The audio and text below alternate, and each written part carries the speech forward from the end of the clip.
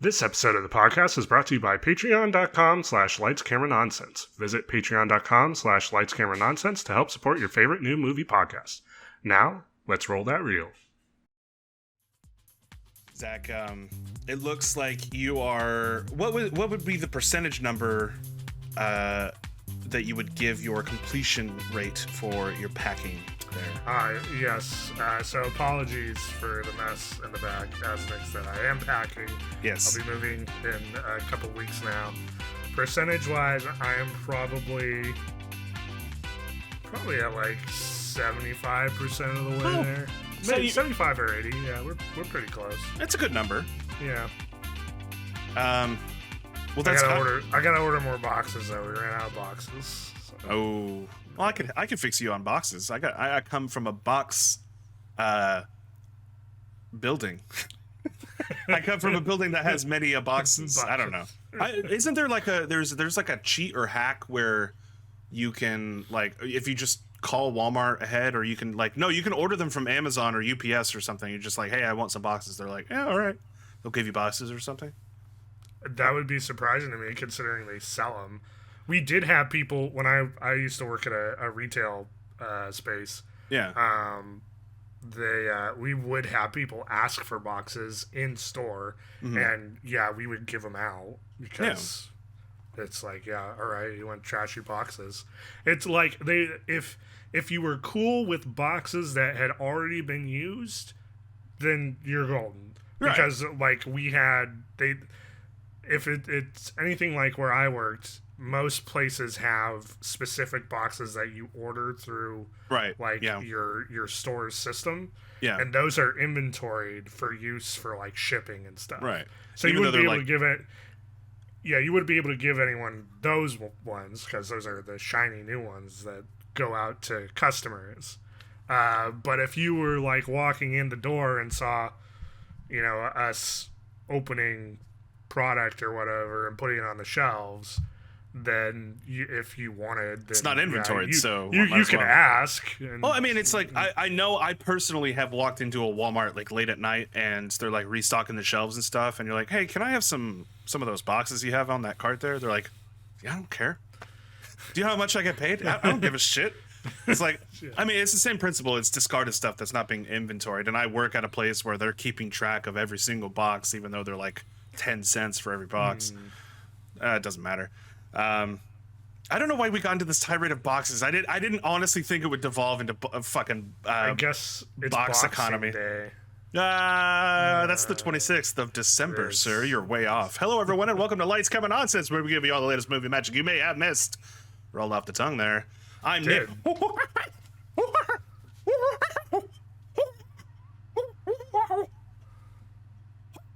Simmons. That was certainly something. And I'm Zach, always an Infinite Crisis Smith. Ah, is that a comic book reference? It is a comic book for reference. A certain character? It's not, though. Characters? It has literally nothing to do with what I watched today. That's lame. It didn't connect. It's not going to connect. It did not. You got 2 points in space. They're not going to connect via line. You want one that connects? Fine. I want 4 connects. I want to connect 4, if you will. I'm Zach, murdered by Improv Smith. Oh, no. I know what show you watched. I think. I'm pretty sure. Oh, God. We rolled away from me.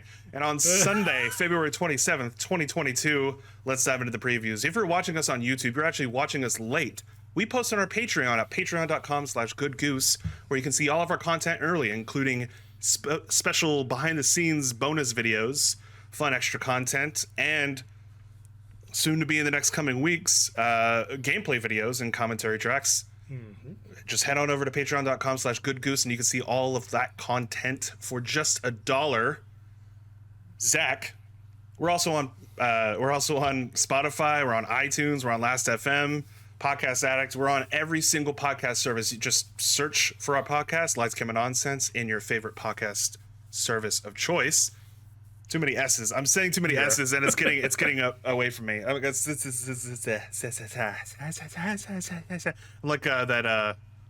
that Microsoft Sam or whatever. the text to speech voice that you do for like serious like and you know, you can find us. Just search for Lights Camera Nonsense. We're also on TikTok, Instagram, Twitter. It's all linked down below. Anywhere where the old people should not be, we are there. We are there. So sorry, Facebook, but not sorry because I don't miss it. You know. Let's just jump into it, Zach. What is the one thing that you watched?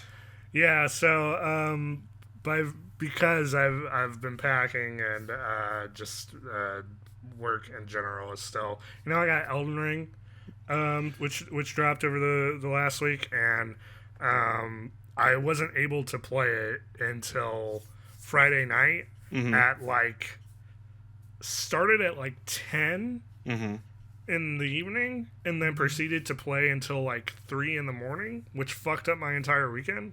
Yeah. Because like, you can't do that anymore when you're 30. Nope. It fucks you up.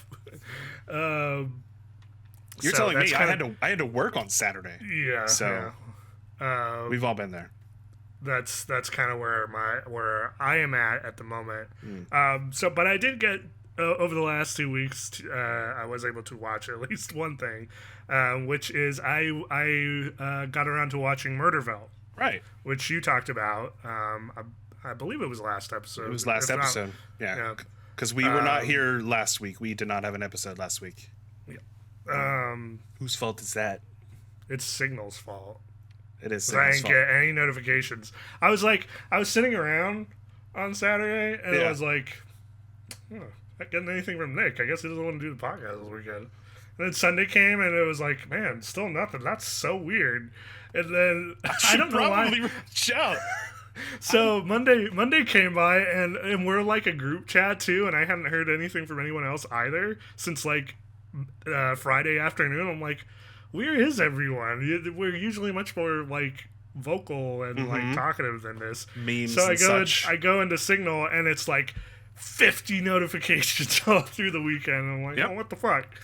Did you update Signal, or did you forget to update Signal, or no? It was updated. It just I don't know what happened. It just something with my notifications. It didn't. That's so weird. Pass through, and I got them all at once, and it wasn't like I got into Signal and then it like took a beat before everything popped in. Because when I first got in there, I was like, I still don't have anything. Where is everyone?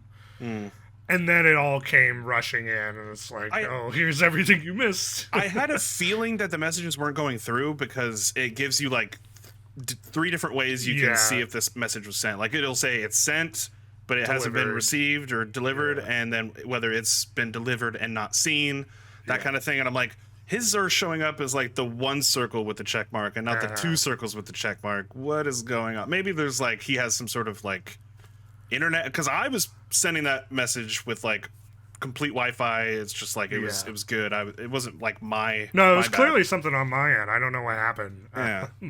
Weird. So when I got in there on Monday, I was like, I saw like all our group messages, and then your messages to me over the weekend, and you're like, hey, are you still good?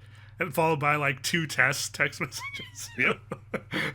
Just making sure. Like if the kidnapper had gotten your phone, and I'm like, I just want to make sure the kidnapper was getting the messages at least. And I'm like, oh no. Yeah.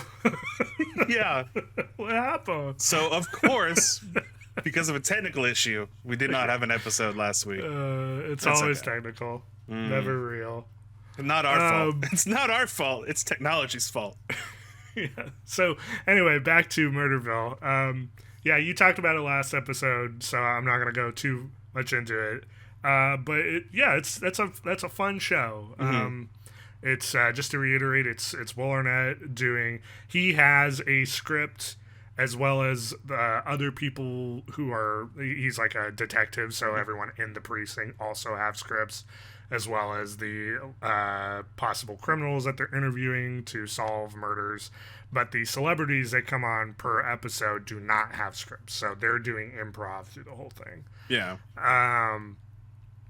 And it's mostly just a fun time. There's a couple times where you're like, I don't know if this is working super well with certain people, but then on the other, end, like Kumail Nanjiani's episode, I was fucking crying from laughing so hard. There's a hallway scene that was killing me. The walk. No pun intended. Yes, the walk. Yeah.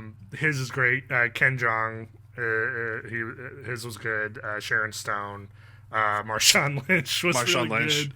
He was the MVP, no pun intended, on of that season. Really, I think he stood out. I think for me, Kumail was the better of the two, but Marshawn's episode was like really funny because his energy is so different from everyone else's. Like he's so not a comedian, aggressive. And that's why. It's because he doesn't have the comedic timing that the other actors would be like, oh, okay, they're playing a joke and everything, and they'll jump back into it. But because they're performers, but he is a football player, so. Yeah. Well, he does have comedic timing, but it's just a different kind. He doesn't allow for any beats, so he's just like kind of bum rushing everyone, which is fantastic. I love it. And then some of the other episodes are kind of like they're funny, but and the ratio of solved murder cases to unsolved is leaning in one way very heavily by the end of it. And to the point to where I thought that Conan's episode, he may have just lucked into it. Yes, which is very ironic. Well, I think they even say like, "What the fuck are you talking about?" I mean, none of that happened. But it's very handholdy. I mean, it's a 30-minute episode. It's a 30-minute episode. Yeah, I was right. And so they're very quickly going from scene to scene and making sure that the information that the celebrity guest needs to know is like, here it is. Yeah. Make sure you pay attention. And then most of them are like, yeah, whatever. I'm here to have a good time. Well, and then there's some of them that's like, oh, you didn't see this book in the background. I'm like, well, yeah. Yeah, I'm not focusing on. I mean, technically they are supposed to be because they're a detective, but they're also like being told to walk down a hallway like a fucking monkey. And it's usually like you're talking to someone at the same time, so you're not like they're not given time to wander around the crime scene or whatever area. Exactly. Yeah. My mic just fell over a little bit. Let's fix that. It happens to the best of us. But all that being said, the point of the show is not really like it's to solve the crime, but it's really not. It's just a funny improv show. Essentially, that's the focus. Is like how dumb can you make this, and sometimes it's really dumb and really funny. So yeah, I did quite enjoy it. It was a nice break from life. So that got real. Yeah. Hey, if you're looking for a nice break from life with a light improv comedy show, then Murderville will do it for you. Dave Chappelle's comedy specials. He just signed on for more. They gave him more money. I mean, people watch him. So people watch him. Anyway, so that was what I watched over the last 2 weeks. So Zach, not only did you have an extra week to watch, and I am going to throw you over. Not only did you have extra time because we didn't record anything last week to watch something, you decided to watch something we had already talked about on the podcast in the previous episode, no less. It wasn't like, oh, this came out a couple months ago. This came out like a couple weeks ago. Let's talk about it again. In my defense, it was already on my radar when you watched it, and I didn't anticipate only watching one thing. the whole week I was thinking like, oh yeah, I think now that all the episodes are out, I'm gonna start Peacemaker, and that did not happen. That did not happen. Damn it. Damn it. That would have been way more enjoyable to talk about. Curse you, Will Arnett. Oh, there's one other thing I will say. Okay. Will Arnett, I love him. He's very funny to me. I enjoy pretty much everything he's ever in, just because his delivery is, I think, fantastic. Mm-hmm. There's been a weird switch for me, though, because initially all I could ever see him as is Job from Arrested Development. Yep. But now all I can hear is Bojack. Literally everything he says is that's just Bojack. And like, I think a lot of it this go around has to do with, like, they're kind of similar characters where they're, like, down on their luck in their professions and like nothing goes right for them. They're kind of losers, that sort of thing. So, like, I think that's part of the translation, but it's just like the whole time I'm like, this is just Bojack playing a detective. That's kind of just all of his characters. The lovable, not lovable, actually kind of more annoying type character, or the loser down on his luck character that is trying his best, but his best is clearly not good enough. Kind of thing. Yeah, it's a very broad, archetype, but it's generally his wheelhouse. He's not going to play the action hero, although it's just interesting that there is at least a slight, because I wouldn't classify Bojack as the same type of character as Job. Right. Like, they're different types of losers. Oh, yeah, no, for sure. Different types of losers and assholes. But yeah. You get more character development with one series over the other, to be honest. So, enough about Will Arnett. Zach, let's talk about all the things I watched, because now, you're welcome. You're fucking welcome, because I know you watched a shit ton, and that's what I said coming in here. I said, you're welcome. you get to talk. This gets to be a you episode. I don't want it to be a me episode. I don't want to be the center of attention. Why do we even do a podcast? Why do we even do a podcast? Who is this? I fixed it. Why are you with my wife? I hate you. Oh, wait. Who would say those two sentences back to back? Wait. Okay, just imagine. You're with your wife, Casey. You're just sitting in the living room, and then a man bursts in. It's me. It's a stranger, I should say, with like, is an evil-looking man. He bursts in. Ah! You're like, who are you? Who are you? What are you doing here? I hate you. There was a time in our old place before this one where we were just kind of like hanging out in our apartment. Right. And one of us forgot to lock our front door, and somebody just walked into our apartment. It was like an indoor apartment, so it's like all in one building. Right. And I guess he thought he was one floor higher than he was. Would that not terrify you? So he opens the door, and like our entryway is dark, so I don't think it really clicked for him. But he had his dog, which was this very cute beagle named Sophie. Wait, how do you know this? Oh, because he let the leash go because he thought he was in his apartment, and Sophie, started running around and like just trotting, like, hey, what's going on? This is a new place. And then it clicked for him. So he's standing in this dark entryway with I'm sitting on the couch, kind of looking at him, and Casey is at the table, like doing I forget which, like, art or something, and she was like, "Oh, hi." To Sophie. And so then, like, once it clicks for the guy, he like starts to panic a little bit. It's like, oh, I'm so sorry, Sophie, come here. So he's like trying to get his dog to come back, but she's like, interested in everything, and the whole time I'm like, my dog is what's the word, reactive, so I'm like trying to like bury his head like a way to not notice the new dog running around his apartment. Right. And eventually Sophie did go back and they left, but it was I would imagine he was probably mortified by the time he got out. So he seemed like the actual, like, oh, I'm sorry, Oh yes, he was very apologetic, and we were like, oh, we didn't lock the door. So Did you ever forget to lock the door after that? No. Yeah. No, it worked. Yeah, that's what I thought. I did see him because we usually walk our dogs around the same time. I was going to ask that, yeah.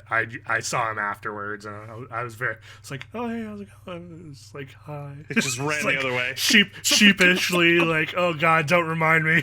Please stop existing. Well, where were we? You're going to talk about... all the things that I watched. All the things, yes. Well, I could talk about Uncharted, if you want. That's why the sign is Uncharted. Oops, I charted. Get Poop joke.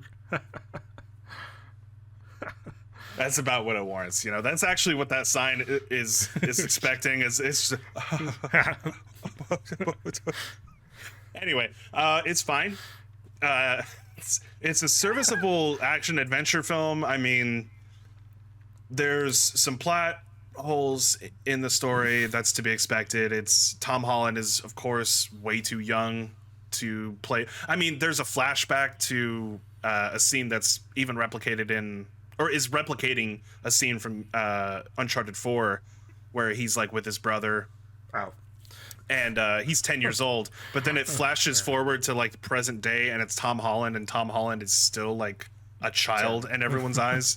And so it's like, how did that kid turn into Tom Holland? Doesn't matter. And then Mark Wahlberg is, of course, playing Mark Wahlberg, and it's serviceable. If you're not a fan of the Uncharted games, or you've never played any of the Uncharted games, I would say that you can go into this not knowing anything and come out of it going, oh, it's pretty fun. It was a fun action movie. You'd say probably keep your expectations low. I would keep your expectations low, but only because it's not going to blow your mind with the action or anything. There is a pretty fantastic. I keep saying, "Oh, I'm sorry." No, there is a pretty fantastic set piece towards the end of. Did it again? I'm going to be so aware of it now. At the end of the film, you could see it in the trailer with like the flying boats and everything. That was pretty fun, and it didn't last.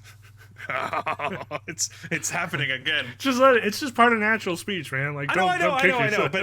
But now I'm kicking myself because I'm trying not to kick myself. Like, no matter how many times you're gonna tell me, don't be aware of it. It's just totally normal. That's gonna make me. It's just like. But now you've called too much attention to it. I feel like we need to detour away from Uncharted because that will make me move on to something else in my mind. Uncharted is fine. I would say play the game. I would say play the games. Because they're way more fun, they're longer, you get more character development. But Tom Holland was fine. Mark Wahlberg could have been anyone else. Fuck Mark Wahlberg. Does it feel like they shoehorned some Sully stuff in there, just because yes. Initially it was supposed to be him in the role of Nate? Yes and no. I mean, you could see it in the trailer. He gets the mustache, and spoiler alert, that's like kind of the epilogue of the film, setting up for a sequel, because he doesn't have it for the entire film. The stinger. The stinger is in the trailer. Yeah, it is the dumbest fucking. Okay, we've reached critical mass on post-credit stingers. When you're telling me Section that 2. for the Uncharted stinger of a possible sequel, it's that Sully grew a mustache. Well, and Euron Greyjoy shows up for 5 seconds, and he's even credited. He's credited in the credits before he even shows up in the movie as an eye patch wearing bad guy that is, I guess, they're playing out to be a villain in the sequel, which it is going to get a sequel because it made its money back and is successful according to critics and fans alike. But yeah, Spider-Man go bang bang for all of 5 seconds. He only shoots like one guy and it's for 5 seconds. So it's not even realistic to the games. I mean, Nathan Drake kills hundreds of people in the games. That's all I'm saying. In fairness, that is a problem. There's a whole, I mean, like there's a pretty old article about ludonarrative dissonance directly related to Uncharted, because there's an achievement of like, ludonarrative dissonance. You're gonna have to dumb it down for not me. I know what it means, but for the audience members. So, ludonarrative dissonance, if you don't know, audience, it's when in a game you are playing in a way that is different than what's being acted out in like a cutscene. So, in Uncharted, for instance, it's kind of like treated as Nate is not like mowing down hundreds of guards, but with like AKs and grenades and shit. Like he's a one-man army. Right. The dude is like a mass murderer by the end of those games. And there's 4 of them. Yeah. 5 if you count the Golden PSP game. Yep. but yeah, it's just that incongruity of like, here's your character that you play as, and you're killing many people. Whoa, incongruity. You're gonna have to dumb it down. Right, stop. But yeah, that's ludonarrative dissonance. So to go back to my original point, in their defense, that was something that, so-called experts, I guess, right, or like up their own ass, like take things so seriously. Theorists, I guess, were like, this doesn't make much sense. Like, you're killing all these. Like, it's a fucking video game, bro. Like, what do you want? There's a trophy in the first game for killing, like, I think 500 people.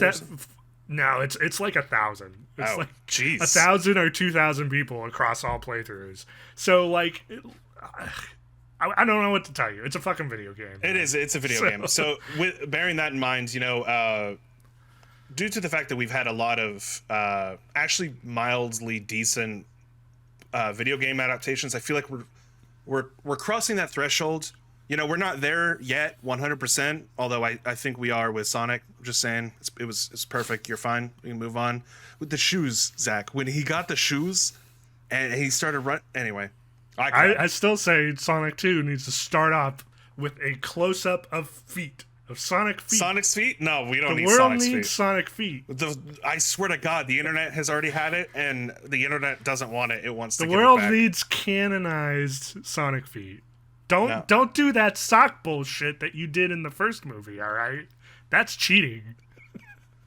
Is wearing socks cheating? It's absolutely cheating. I feel like you didn't even watch the movie. I feel like you don't really get where I'm coming from with the Sonic. I don't think you get that I want to see some fucking Sonic toes. You just type it into the internet. There's Google right there. No, it's not canon. I need to see like a Ted-esque scene where it's Sonic and James Marsden on the couch, and they're both not wearing shoes and socks. Why? And James Marsden looks over and is like, I'm sorry, am I talking to Quentin Tarantino right now? What is the obsession with the feet here?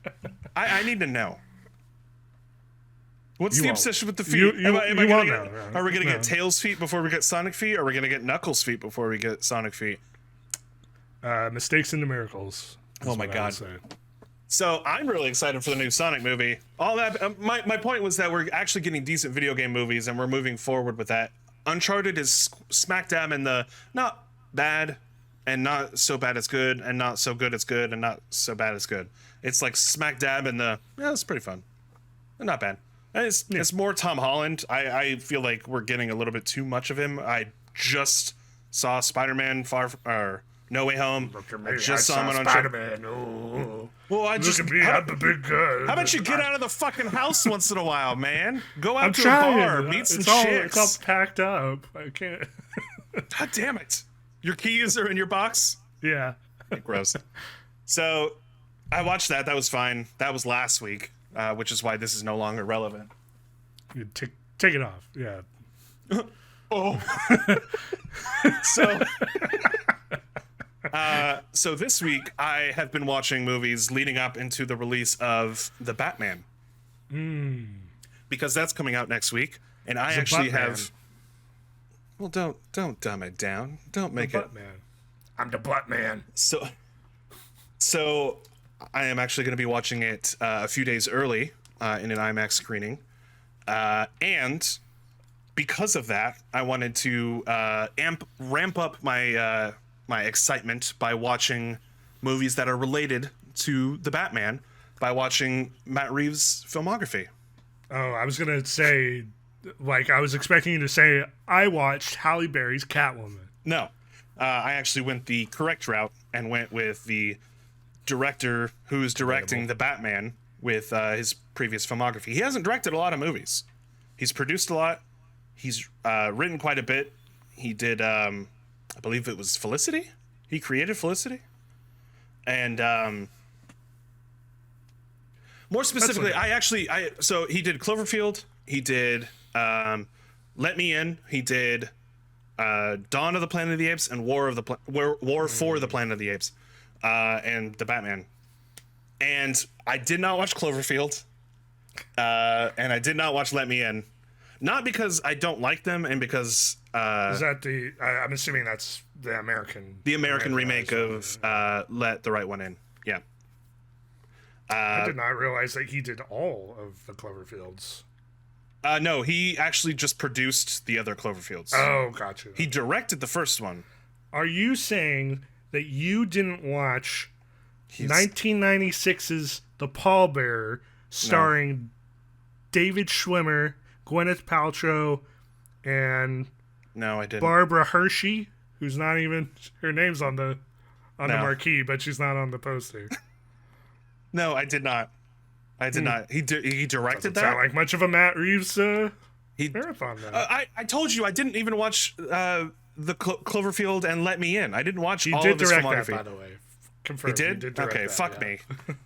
So I watched all of the reboot Planet of the Apes movies, and Rise of the Planet of the Apes. It wasn't even directed by him, but I had to complete the trilogy. So obviously, yes.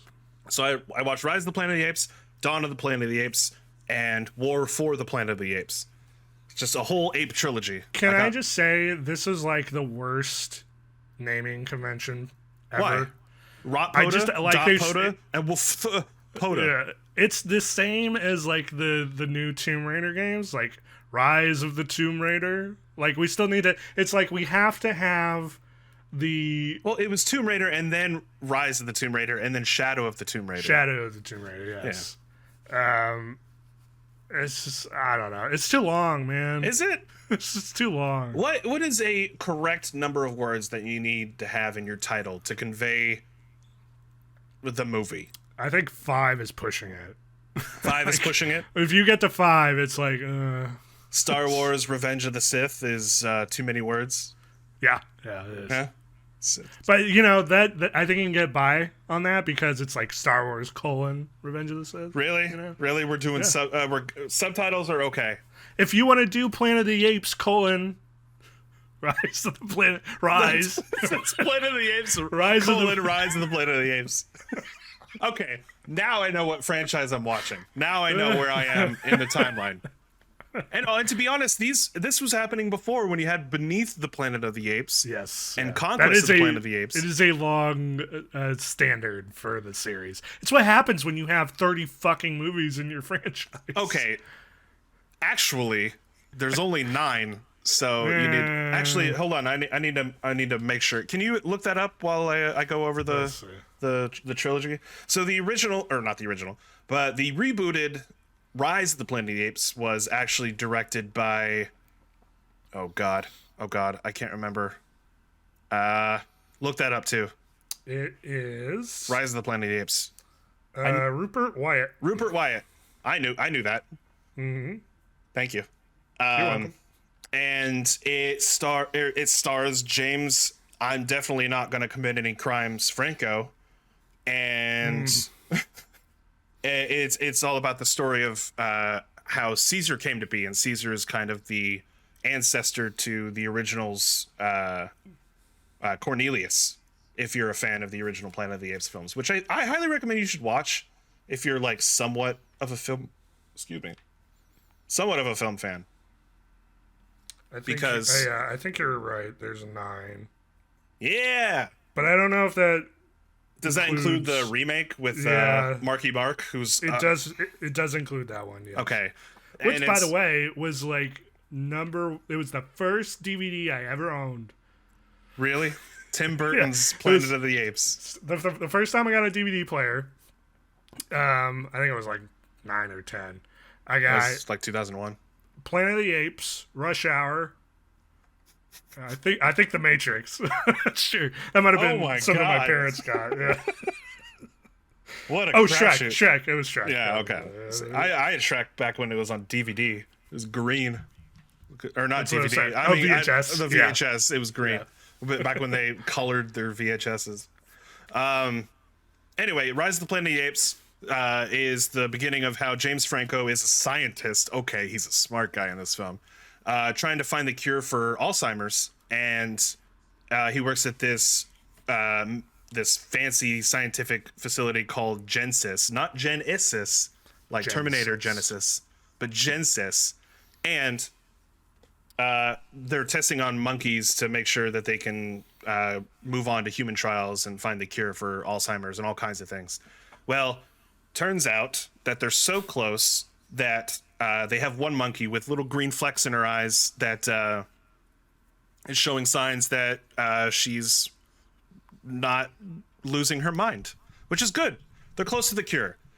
Unfortunately, she goes crazy and they shoot her in front of the board of directors, and so they cancel his project.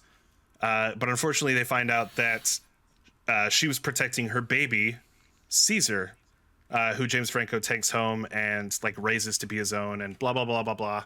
That's kind of the beginning of Rise of the Planet of the Apes. I don't want to go too much into the story, but eventually, there's also a bit part from Tom Felton, who's a shitty. He was actually not terrible in this movie. I mean, he was a big character. Not shitty quality wise, just like I thought I remembered him being kind of an asshole. Oh yeah, no, he's one of those you love to hate him kind of characters because he's repeating all of the iconic lines that Charlton Heston was saying in the original film, but due to the context of the scene that they're being, it's like, get your hands off me, you damn dirty ape, and it's Caesar like trying to protect himself and everything, and he's like grabbing onto Tom Felton. Anyway, the whole scene where Tom Felton is like get back in the cage, and he's trying to zap him, and Caesar's like, no, and it's like silence. I remember seeing that in the theaters and going, oh my god, I think I have an erection. And it's unrelated. It was unrelated. I think, it was 2011. I was teenager. I was different. You were context. finding yourself. I was finding myself in an ape movie. And it ends with like him and a whole bunch of monkeys or apes, whatever, escaping into the terminology. Escaping into the redwoods, out of San Francisco, and then boom, movie ends. James Franco's like, "Bye, buddy. I'm sorry to see you go, but I'm glad you're smart and happy, raising your tribe of super smart monkeys." Surely this won't come back to bite us in the ass. It surely won't. And it turns out that one of his fellow scientists had been exposed to the Alzheimer's cure that he injected Caesar with, and it's the guy from Terriers. It's like Tyler Zabine or something. He was in Tucker and Dale versus Evil. Oh yeah. Yeah, I think it's Tucker or Dale is one of them. And it wasn't. Alan Tudyk. Yeah, it wasn't him. No, it was the other one. But I can't remember the character's name. Doesn't matter. He gets infected and then sneezes on James Franco's neighbor, and so he spreads a virus all across the earth, and boom, COVID-19. But 2011, so COVID-11. And then fast forward 10 years between Rise and Dawn. Dawn of the Planet of the Apes starts off human civilization done for. Or not done for, but like there's remnants of humans left because COVID killed everybody. Not related. But it's called the simian flu, but it's the same thing. You sneeze on somebody and you got it, then you die. Probably more to do with the bird flu. Probably, yeah, probably more like that. But it was supposed to be a cure for Alzheimer's, so I don't know. Kind of like I Am Legend was supposed to be a cure for, what was it, cancer? I think. Cancer, I think. Yeah, one of them. Anyway, Dawn of the Planet of the Apes. Caesar has his tribe, and they're just trying to live off on their own. But human civilization is still living. There's like still a city pockets in San Francisco, and Gary Oldman and the guy from Terminator Genesis, the guy with the really large forehead. Liev Schreiber? No, not Liev Schreiber. That's the other guy. Oh, that's the Salvation I'm thinking of. Jason Clarke. I'm sorry, he just has a massive forehead. Yeah. But he played Connor in Terminator Genesis, and it turns out John Connor was a robot that was Terminator Genesis. Spoiled it in the fucking trailer. Yeah. Fucking dipshits. And then they kind of fixed it with Terminator Dark Fate. Doesn't matter. But him and Gary Oldman and Kerry Russell are like part of a human settlement, and they're like, we need to get power because we're about to run out of gas because we still rely on gas in a post-apocalypse for some reason. And so they're trying to head to this dam, but Caesar and his tribe are so close to the dam, they're like, oh fuck, we don't want to fuck with humans. So they antagonize them, but then they find a peace. But unfortunately, Koba, one of the apes from the first movie, Rise, that was being experimented on, he's like, I hate humans. Because I was experimented on, I got scars. I got a scar over my left eye, and it's glazed over and everything. So obviously, I'm evil. I'm the evil. Yeah, I'm the evil one. Yeah, but like he works with Caesar because he's like still submissive to him. But he's like, we shouldn't trust the humans, and Caesar's like, it's cool. We could trust them for now, but if they fuck with us, we're gonna fuck them up. And not Toby Kebbell. That's the actor who plays him. Koba's like, all right, fine. But then Koba eventually goes behind his back. I'm cutting a huge chunk of this movie out, and antagonizes them, and then kills some of them, and then frames Caesar when the humans come to attack him and burn down part of their settlement. So they, Koba and his followers, like hunt down the humans at their settlement in San Francisco. And Caesar's like, he's been shot by Koba when he got framed, and so he's like dying and everything. But he gets saved by Jason Clarke and Kerry Russell from the Americans. And so they're like, oh fuck, this is all a big misunderstanding. We need to heal Caesar and save his family, and then also stop Koba and the apes from destroying the human settlement. And then Gary Oldman's like, I'm a human, and I'm also evil, and I'm Gary Oldman. Give me my Academy Award. I'm Gary Oldman. Is that his impression? Is that an impression of Gary Oldman? Jerry Oldman, yeah. I said Gary. As a Gary. Jerry. And so anyway, Gary Oldman blows himself up to try to stop the. I thought he was evil. He is evil, but himself up? He blows himself up to like collapse a certain part of this wall to like stop Koba, but it doesn't stop him, and he climbs to the top of the tower, and Caesar fights him on the top of the tower, and Koba gets kicked off the top of the tower and falls to his death. And Caesar's like, oh shit, this is terrible. We've started a war. And Jason Clarke is like, oh my god, you're right. I mean, isn't there anything we can do though? He's like, no, and I won't see you in the sequel. And Jason Clarke is like, oh shit, I signed on for another movie. What the hell? And Kerry Russell's like, it's okay. And him and Cody Smith-McPhee, by the way, Nightcrawler, is also in this, and he's a weird alien boy, and he's not actually alien, but he looks like an alien. Cody Smith-McPhee, you look like an alien. Your eyes are too far apart. I don't get it. You're too tall and slender. I'm unraveling, Zach. Help me. Anyway. I can't pull you from the brink. Anyway, War for the Planet of the Apes takes place about 2 years after. At the end of Dawn of the Planet of the Apes, the human settlement, Gary Oldman gets in contact with a military leader and says, hey, we need help. We're being attacked by Koba and his regiment and everything. But then they get blown up. But War for the Planet of the Apes happens, and then the military general and his donkeys, which are apes that have sided with the humans to attack Caesar and his family. Get a donkey? Zach? Mm-hmm. Like Donkey Kong? Yeah. Mm-hmm.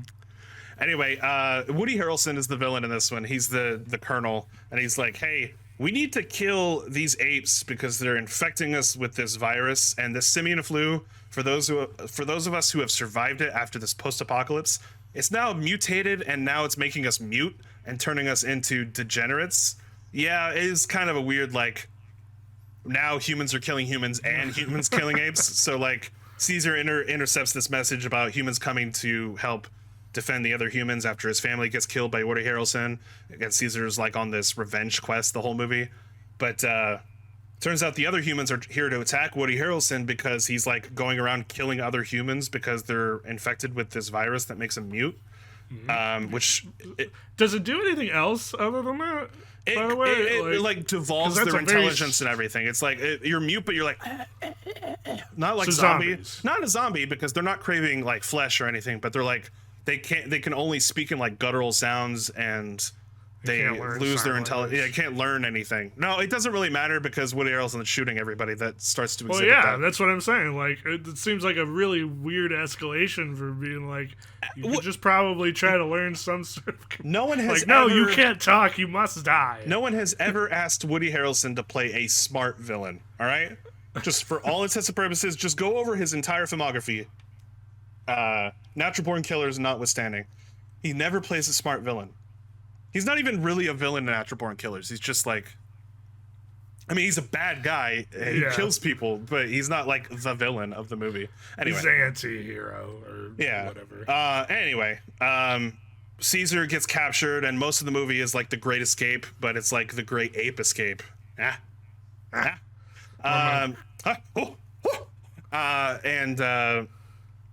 Most of the movie, it's fantastically directed. All three of these movies, I've just been summarizing them, but they're all fucking fantastic. They're all highly rated, and I highly recommend watching them. The CGI for the apes is fantastic. It's done by Weta Digital, who did the Lord of the Rings films, who did King Kong. So they know they're monkeys. They know how to animate monkeys. Did Andy Serkis win an Academy Award for Caesar? I don't believe was it just nominated? So visual effects, I actually looked these up whenever I was watching them.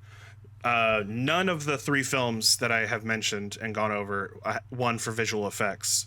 I believe Interstellar beat Dawn of the Planet of the Apes, and I can't remember who beat War. I think it was 2017. So who would have won visual effects? I think it was a Marvel film. Maybe a Black Panther. Maybe I don't know. No, that was 2018. Doesn't matter. They should have won. And I highly recommend them. It was Dawn and War that were directed by Matt Reeves, and that was the whole point to me watching these. And it definitely set a tone for what to expect with his Batman, because it is he tends to lean on the darker side of both not only filming but also in subject matter. And I mean, this Batman movie has been described by several people leading up as marketing, as Seven meets Batman. Yeah. So take that how you will. Yeah. I mean, like, the Riddler is obviously based off of the Zodiac Killer, to the point to where I'm like, I feel like he literally just copied the Zodiac Killer. But I mean, it's a frightening character that never got caught. So, yeah. Unless you watched Zodiac with Robert Downey Jr. and Jake Gyllenhaal. Damn it, the stupid mic keeps falling over. Stop being a butthole, Mike. Anyway, Caesar ends up... There's a Mike who's watching or listening to this, and he's like, what did I do? What did I do? Everywhere I go. Everyone keeps complaining about how I keep cutting them off, and I keep just, like, interrupting them and... Falling over? Oh, falling over. I don't fall over. You sound like Don Knotts. I turn into a Don Knotts when I'm frustrated. Anyway, that was my recap of the rebooted Planet of the Apes trilogy. I highly recommend watching them. Not just to, like, ramp up for the Batman, because obviously there's no, like, connection other than the director, but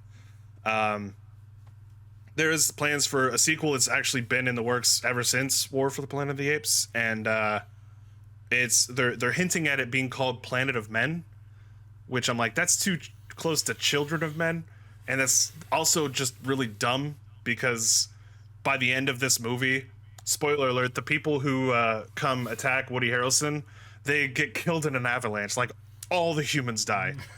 It's hilarious. Because, like, the whole climactic end is, like, Woody Harrelson, like, attacking not only the apes who were trying to escape at the end, but they're also getting attacked by all these helicopters and stuff, and so they're fighting, like, missiles and shit, and it's a huge war zone. But then they're like, we defeated Woody Harrelson, he blew up, because the whole base blows up. But then they're on a fucking snowy mountain, and then there's a huge avalanche, and they're like, oh no. That's like a South Park bit or some shit. It's like straight out of Family Guy, I swear to God, because they're all rushing towards the explosions and the blown up base, and they're like, yeah, we stopped them, and you see the cheering and everything from the distance, because Caesar escaped. He managed to, like, he's right there, and he's like, I defeated Woody Harrelson and saved my family. He's like, what are all these humans doing? And then they all look over at him, and they're like, what is that ape doing there? And he looks up at the avalanche, and they look up at the avalanche and like, oh shit, and they start running away, and Caesar escapes. But he eventually dies, to his wounds. Succumbs? He succumbs. I don't like that, because it's too close to the word comes. It comes to his wounds. Oh, God.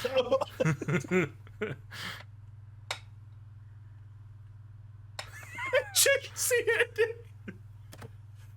Anyway, his son lives on. His son is named Cornelius. That's one of the main antagonists in the original Planet of the Apes movie. And I think what they're leading towards is a sequel to this rebooted trilogy being the new, like, foundation for the franchise. I believe that was, we talked about that on a news docket way back when, that going forward is supposed to be some sort of new thing.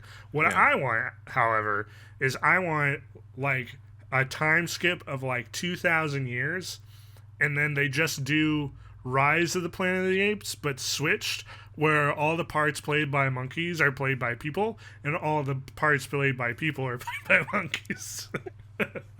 No, you want an actual time machine so that you could do that. Although 2,000 years, I feel like the Earth is no longer here. Look what we just made. We made 2001's Planet of the Apes. 2001. Oh, I see what you're doing. Okay. I was like 2001 A Space Odyssey with the monkey at the beginning, like smashing and seeing the giant Hershey Abraham Lincoln monkey. Yeah. Don't watch Tim Burton's Planet of the Apes. Watch this monkey cops with guns. I mean, they have them. They're riding horses and shooting M16s in Dawn of the Planet of the Apes and War of the Planet Apes. That is not the problem with the cop apes. The problem with the cop apes is not that they have guns. It's that they have uniforms. They're dressed as cops. That's part of the twist. It's not part of the twist. They're just, because Mark look, I've watched this fucking movie plenty of times. I remember how it ends. Mark Wahlberg crashes down out of the time vortex or whatever shit, and he hits the Washington Monument, or not? In the giant penis. Washington. Yeah. Rolls into the Lincoln Memorial, and he's like, "Oh, yes, I'm finally back." And then it cuts to a bunch of cop cars rolling up, and it shows it from behind, so you think like, "Oh, it's the cops. They're here because this huge spaceship just crashed into the Lincoln Memorial." And then Wahlberg steps out of the spaceship, looks up at the fucking statue, and it's literally Abraham Lincoln with the face of a monkey. And then he turns around, and all the monkeys who are in uniform, or all the cops in uniform, are also monkeys. And then it zooms out. That's the end of the movie. Okay, fine, but I think we can both agree, ACAB, right? Sure, yeah. Okay, all right, that's fair. Even in that universe. All right. This has been Lights, Camera, Nonsense, giving you all the latest movie magic you may have missed. If you'd like to see more monkey madness, stay tuned for the special Patreon bonus video. And if not, we will see you next time for all the latest news, reviews, and what else, Zach? News. See you next time. Next week. Hopefully. If Zach will get his messages. Bye. Bye.